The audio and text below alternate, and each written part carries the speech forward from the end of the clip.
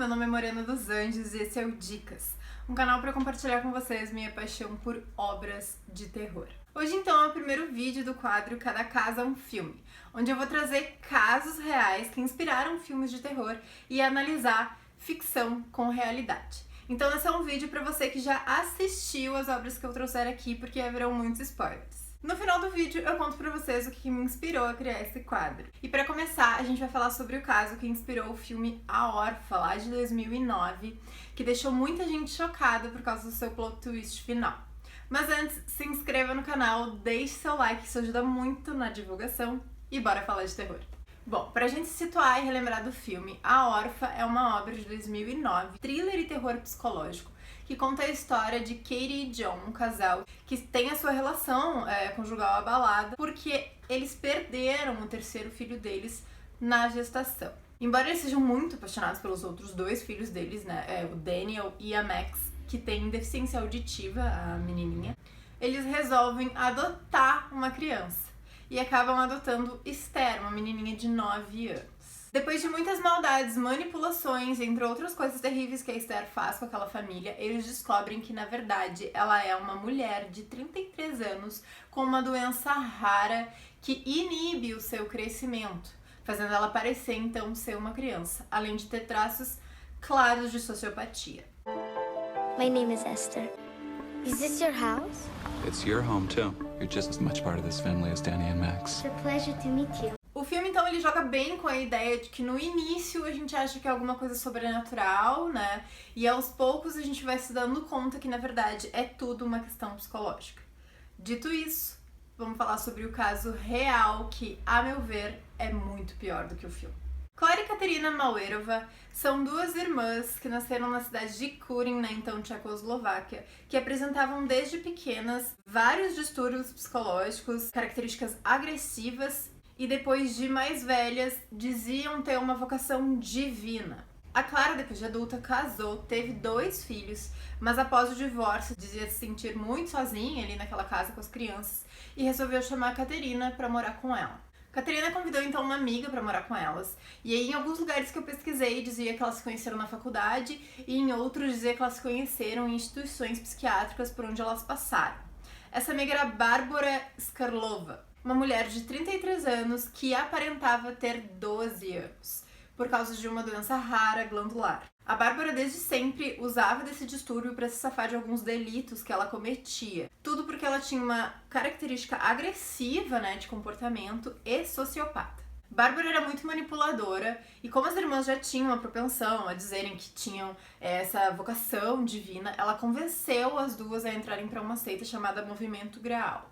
Esse movimento tinha como principal conceito ter o homem livre de tabus sociais. E isso incluía o livre uso e prática de incesto, assassinato, canibalismo, dentre outras coisas, atrocidades bizarras. Com o passar do tempo, a Bárbara começou a ter ciúmes dos filhos da Clara. Isso porque, ao mesmo tempo que às vezes ela se portava como uma mulher, né, mais velha, adulta, às vezes ela se portava como uma criança que ela realmente aparentava ser. E ela tinha a Clara nesse lado maternal, então ela sentia muitos ciúmes das crianças.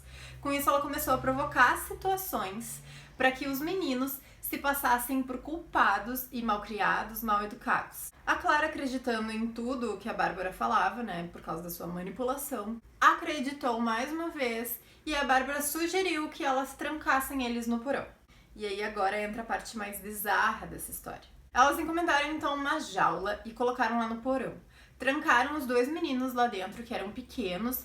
De acordo com algumas pesquisas, eles tinham entre 7 e 8 anos, ou 8, 9, mais ou menos por essa idade. Pelados, eles não podiam sair pra ir nem no banheiro. Elas davam comida pra eles lá, sei lá, 3 vezes na semana. Davam banho 1 vez na semana, só jogando água pelas barras da jaula. Sem coberta, sem absolutamente nada. E não satisfeita, a Bárbara começou a dizer que eles estavam possuídos por algum demônio, enfim.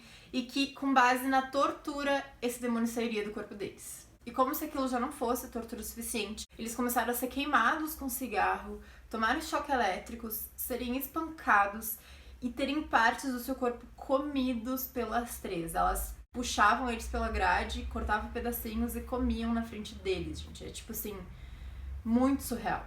Embora os vizinhos não se metessem muito na vida um dos outros, quando perguntavam sobre os filhos da Clara, ela dizia que eles estavam com o pai. Então, todo mundo aceitava essa desculpa e tudo bem. O que eu não achei foi se o pai, nesse tempo todo, tentou entrar em contato com eles, o que é uma coisa bem estranha, mas tudo que eu pesquisei sobre esse caso é bem... tem algumas divergências, assim, de informação, então não sei o que o pai fez durante todo esse tempo. Bom, a fim de monitorar eles 24 horas por dia, sem precisar estar lá embaixo no porão, elas resolveram comprar uma babá eletrônica com câmera e instalaram lá no porão. E aí que o mais improvável e surreal acontece.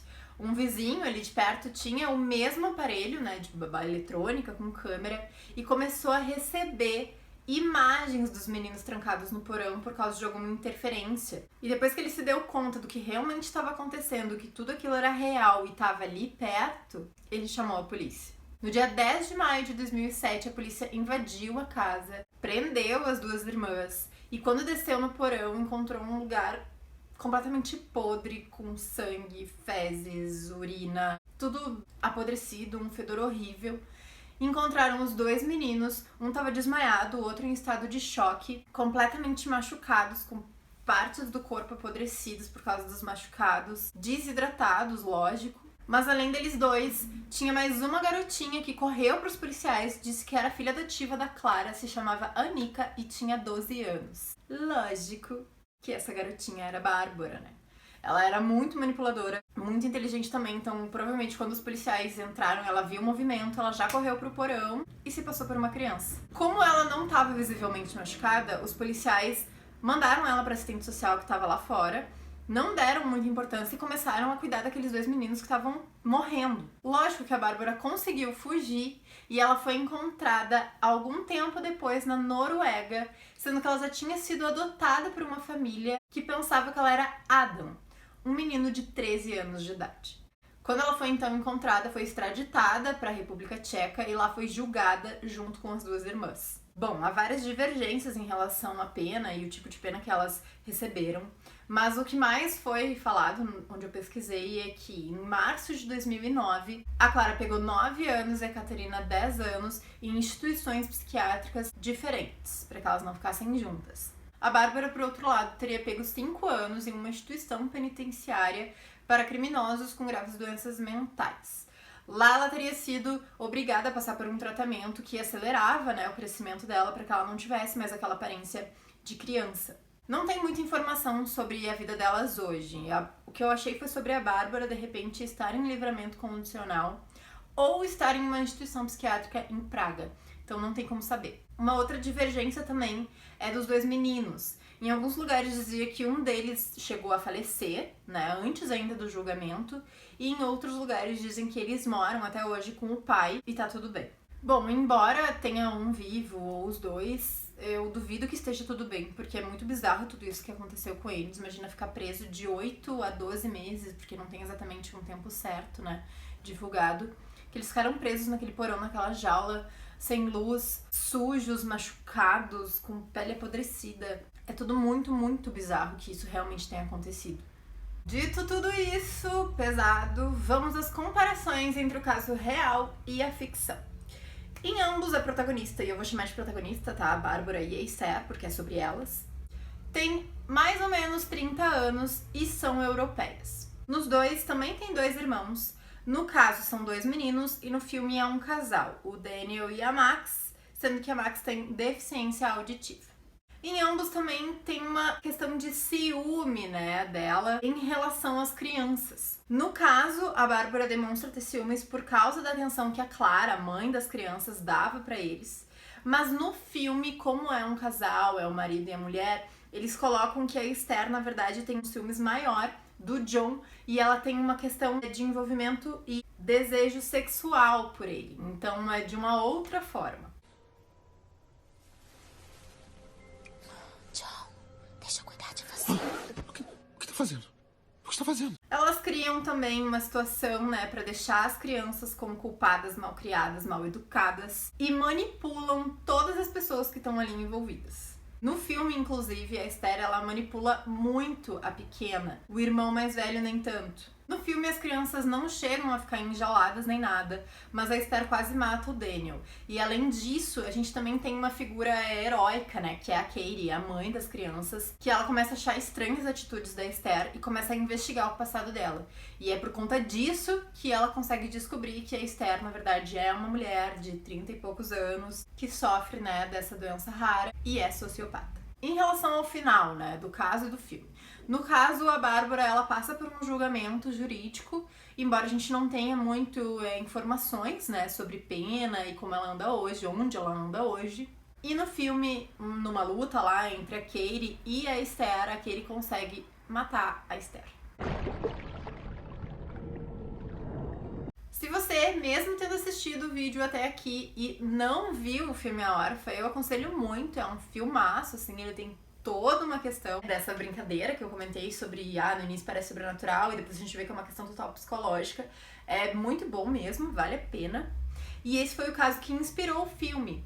Mas, em 2013, teve o caso de um casal que adotou uma menininha de 6 anos de idade e depois descobriu que, na verdade, ela tinha 22 e era sociopata. O Você Sabia, que é um canal aqui do YouTube, tem um vídeo sobre esse caso e eu vou deixar aqui nos cards se vocês quiserem assistir, é bem interessante. Bom, gente, voltando pro nosso vídeo, eu acho tudo isso muito bizarro e, inclusive, como eu já comentei, eu acho o caso real muito mais perturbador do que o filme, porque no filme rola essa romantização e tal, tipo assim, né, tem uma figura heróica, tu fica ali com raiva, mas aí no final, enfim, a Esther morre, daí a gente tem aquele alívio, né, meio bizarro, mas a gente tem um certo alívio. Mas o caso real é muito bizarro, que toda aquela maldade realmente aconteceu com 2 crianças. E o quanto, né, as pessoas são manipuladoras e conseguem ser manipuladas, porque como uma mãe conseguiu fazer tudo aquilo com os próprios filhos. É muito assustador, eu que tô acostumada a ler e ver e falar sobre essas coisas. Quando eu tava, né, reestudando o caso, porque eu já conhecia, me deu um ruim, assim.